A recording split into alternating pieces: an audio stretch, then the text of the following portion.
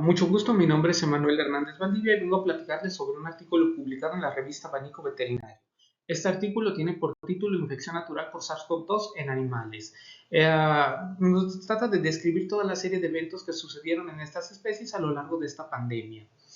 Es importante señalar que gran cantidad de estas especies animales fueron extraídas de sus medios ambientes con diferentes propósitos, ya que gran parte de ellos forman parte de las cuestiones gastronómicas y culturales de diferentes países. Además, también se utilizaban con fines medicinales, ya que forman parte de diferentes remedios tradicionales. Es importante recordar lo sucedido a finales del año 2019, donde se presentó un brote de neumonía desconocida en un gran número de personas, las cuales estaban relacionadas con un mercado húmedo de mariscos en China, en el cual se comercializaban más de 100 diferentes especies animales, entre ellas aves, reptiles, anfibios, mamíferos,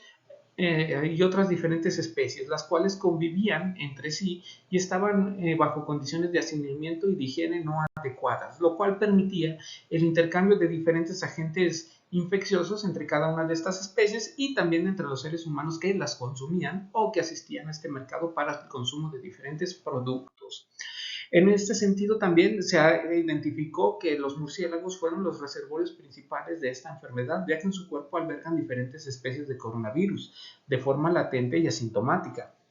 Sin embargo, por cuestiones de una mutación o posible recombinación genética, se dio un brinco entre diferentes especies, pasando a hospederos intermediarios como fueron posiblemente pangolines, civetas y serpientes, siendo los dos primeros los más asociados hacia la posible transmisión de este virus, ya que en ellos se identificó y se aisló este genoma viral. Posteriormente se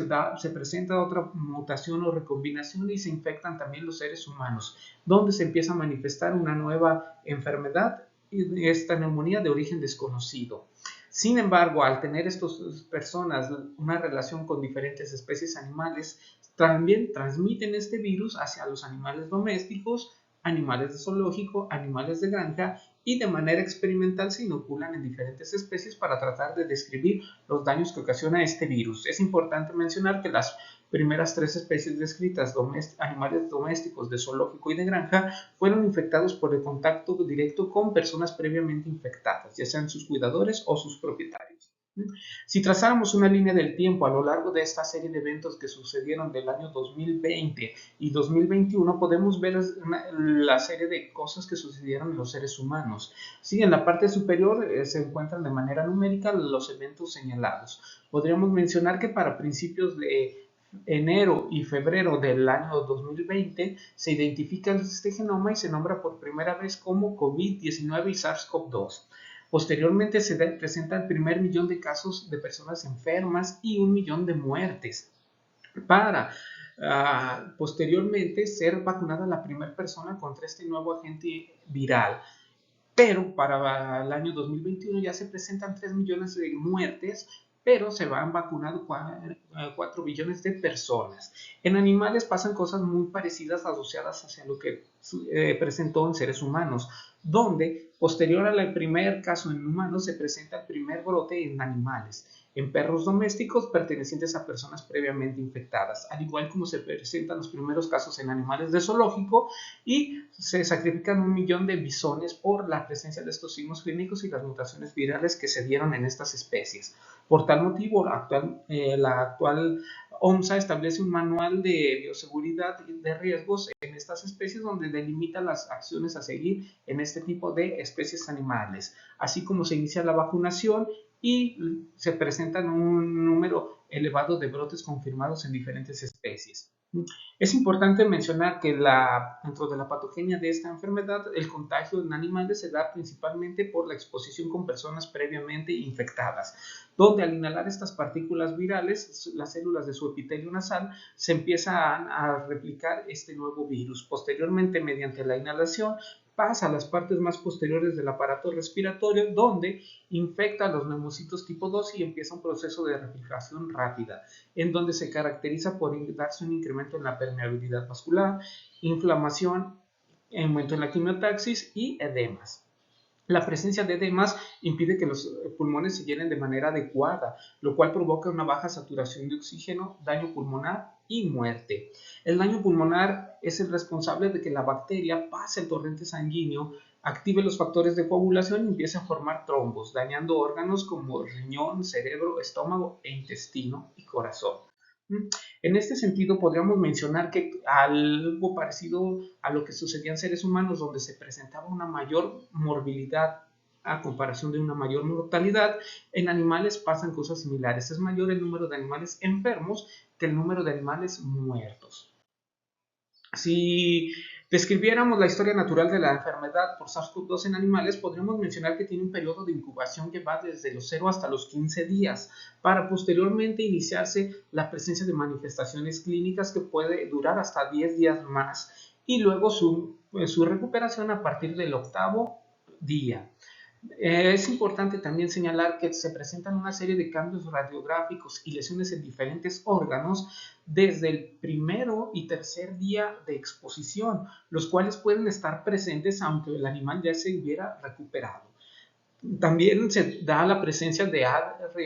RNA viral y la formación de anticuerpos, donde están presentes durante el periodo de exposición. Esto es importante porque gran parte de las técnicas diagnósticas se centran en la identificación ya sea de material genético o de la presencia de anticuerpos para su diagnóstico.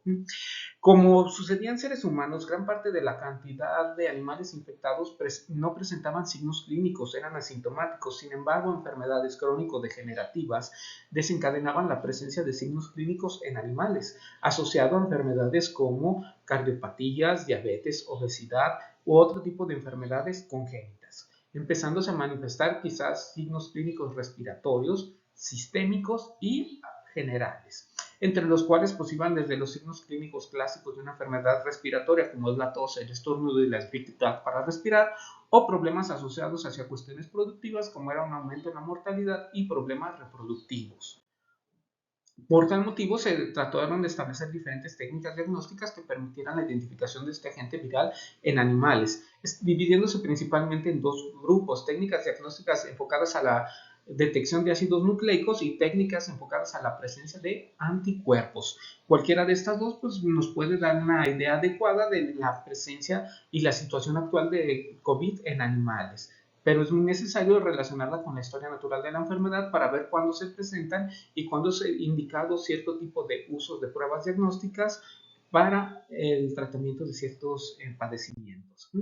Hablando del tratamiento, no, al igual que le pasaba con las personas, no hay un tratamiento específico para animales. Sin embargo, se han optado diferentes metodologías terapéuticas para tratar la presencia de COVID en animales, sobre todo adaptadas de problemas respiratorios agudos para el tratamiento y la recuperación de esta enfermedad, donde se trata de prevenir la sepsis viral, infecciones bacterianas secundarias, disminuir la inflamación, disminuir el dolor, evitar el broncoespasmo, la presencia de edema pulmonar, incrementar la saturación de oxígeno en el organismo y evitar la presencia de tos no productiva. Gran parte de estos medicamentos fueron usados para tratar los problemas de COVID en humanos. Sin embargo, se adaptaron su uso a los productos recomendados en animales y que, como se mencionó anteriormente, están adaptados de otros problemas respiratorios agudos presentes en animales. Como medidas de control, se establecieron diferentes factores y manuales para prevenir este tipo de problemas. En muchos de los casos, por ejemplo en animales de zoológicos, se optó por restringir las visitas durante el tiempo en el que duró la pandemia en su fase más aguda. En las granjas se establecieron diferentes medidas que incluían el sacrificio de animales por el riesgo de la mutación genética que presentaban, así como el no estar rotando trabajadores entre granjas, llevar un estricto control de vigilancia entre unas y otras especies, monitorear a los animales enfermos y a las personas que trabajan en ellas que presentaran signos clínicos respiratorios. Entonces, estas fueron medidas válidas para este control de esta enfermedad, al igual como posteriormente se estableció el uso de diferentes vacunas asociadas principalmente a animales carnívoros, principalmente bisones de granjas, para disminuir los daños o los efectos producidos por esta especie y las grandes pérdidas ocasionadas por la mortalidad y el sacrificio. Como conclusión, podríamos mencionar que el incremento de viajeros, con la globalización y el invadir cada vez más los hábitats naturales de diferentes especies animales propició a que la pandemia se difundiera de una forma rápida y eficiente entre cada una de las diferentes especies, así como conocer e identificar las especies que fueron involucradas en la transmisión y difusión de este nuevo agente viral permite establecer diferentes estrategias en el control, terapéutica y prevención de este tipo de enfermedades, así como poder prevenir o establecer